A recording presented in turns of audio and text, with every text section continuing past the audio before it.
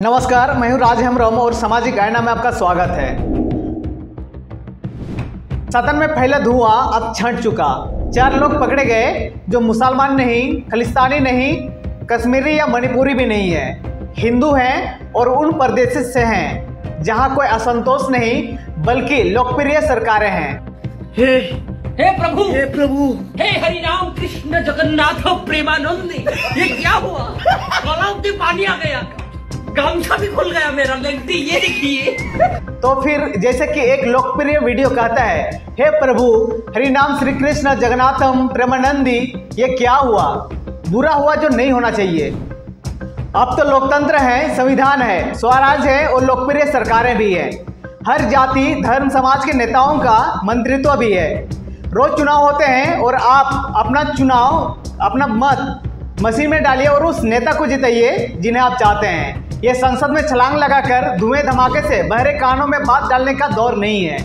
तो पकड़ी गई महिला को मोटी काली कलूटी, भीमटी, फर्जी बेरोजगार, वामपंथी बताने का ज्वार उमड़ पड़ा है। ये सब ठीक है, पर कुछ भावार्थ भी पढ़ने की जरूरत है। पास बनाए भाजपा आए और अब कोस रहा है कांग्रेस और वामपंथियों को। घटना के समय सांसद का बीच का हिस्सा जहां युवक कूदे थे वह खाली क्यों है? ये सीटें किस किस को आवंटित थी? कौन कौन बैठते थे? घटना के समय उपस्थित ना रहने का क्या कारण था? इसकी भी जांच होनी चाहिए। पहली बात यह कि किसी विद्रोही अलगाववादी मांग को लेकर प्रदर्शन नहीं कर रहे थे, बल्कि ये नारे बेरोजगारी के नारे लगा रहे थे। ऐसा नारा जो राम, मुसलमान, पाकिस्तान के मुकाबले, चुनाव जिताओ आदि का नहीं था। मजबूत संगठन चुनावी रणनीति के सामने ये सवाल वैसे भी भरता है जैसे बुलडोजर के स्पर्श से अवैध निर्माण भूसही हो जाते हैं। महंगाई, बेरोजगारी, अर्थव्यवस्था के सवाल ईवीएम में जाकर गुम हो जाते हैं, पर समाप्त हो गए ऐसा भी नहीं है। सवाल फिजाओं में है, लेकिन है तो सही।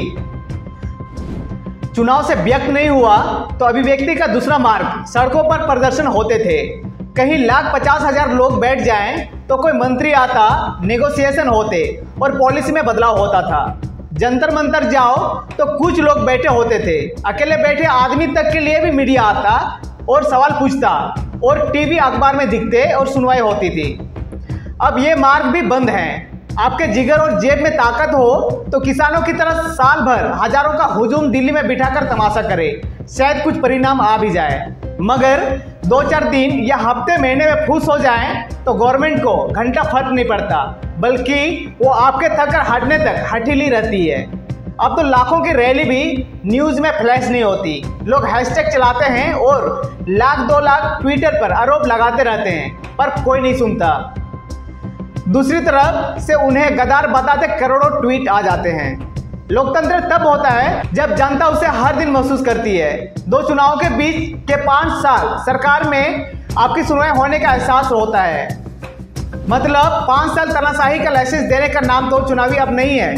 संविधान छाप देने से भी आज़ादी नहीं मिलती, उसका भाव शासन में परिलक्षित होना चाहिए। न्यायतंत्र, मीडिया, स्वतंत्र संस्थाएं सत्ता का हथौड़ा बनने की जगह नागरिक अधिकारों को बल दे, तब ताकतवर आजाद नागरिक के सामने खड़ी संवेदनशील सरकार लोकतंत्र को पूरा करती है। पर क्या ये इतना डिफिकल्ट विचार है कि इसे समझना भी मुश्किल हो?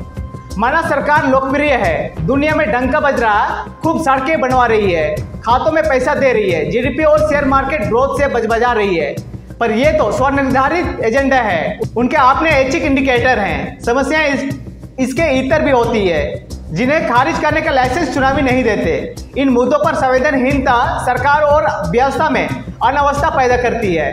इन मांगों को देश प्रेम और देशद्रोह की कसौटी पर कसना या फर्जी किसान, फर्जी बेरोजगार, किसानी, मोटी, वामपंथी, भीमटा घोषित करना लोकतंत्र का दमन का तरीका है। और याद रहे, दमन हमेशा उस व्यवस्था में नागरिक की अनावस्था को बढ़ाता है। भला कुछ तो कारण होगा कि अंग्रेजों ने कांग्रेस बनाई, एक सेट गैसकेट की तरह, जहां इंडियंस की बातें सुनी जा सके। फिर असेंबलियां बनाई, प्रोविंस में सरकार बनाने की इजाजत दी। इसलिए नहीं कि वे लोकतंत्र और मानवाधिकार के प्रेमी थे, बल्कि इसलिए कि वे अपनी सत्ता को लंबा करना चाहते थे।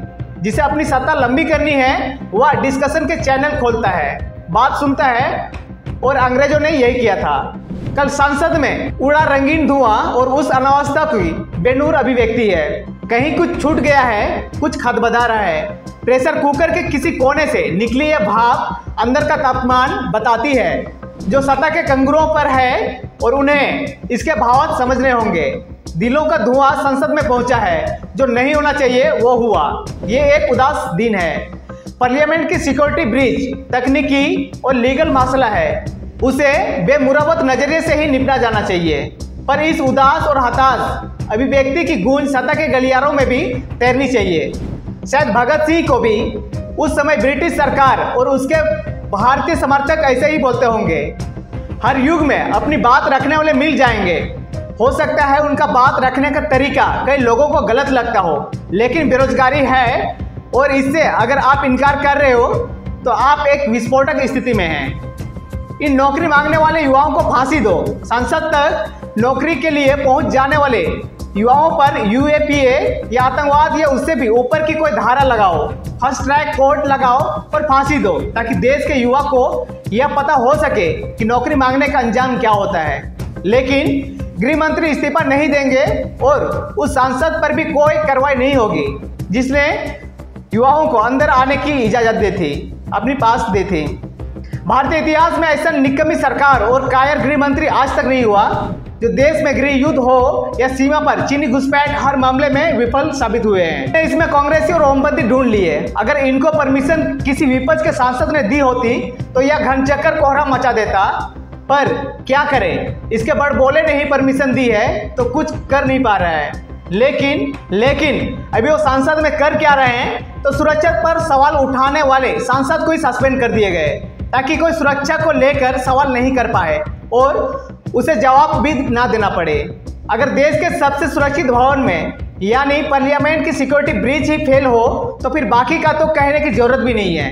बस अब यही दौर आ गया है कि मीडिया पर मत बोलो, सरकार पर मत बोलो, बोलना है तो हिंदू मुसलमान पर बोलो, मंदिर मस्जिद पर बोलो, भारत पाकिस्तान पर बोलो, लेकिन चीन पर मत बोलो, बेरोजगारी पर मत बोलो, शिक्षा और चिकित्सा पर भी मत बोलो, क्योंकि आवाज उठाना तुम्हारा हक नहीं है। आवाज उठाओगे तो देशद्रोही बन जाओगे। तो ये थी आज की अपडेट। इसके बारे में आपकी क्या राय है कमेंट सेक्शन में जरूर बताएं और अगर आपको वीडियो पसंद आए तो उसे लाइक करें और अधिक से अधिक लोगों तक शेयर करें। चैनल पर नए तो चैनल को सब्सक्राइब जरूर करें। जुड़े रहिए हमारे साथ और देखते रहिए न्यूज़ अपडेट। इसी के साथ जय हिंद, सत्यमेव जयते।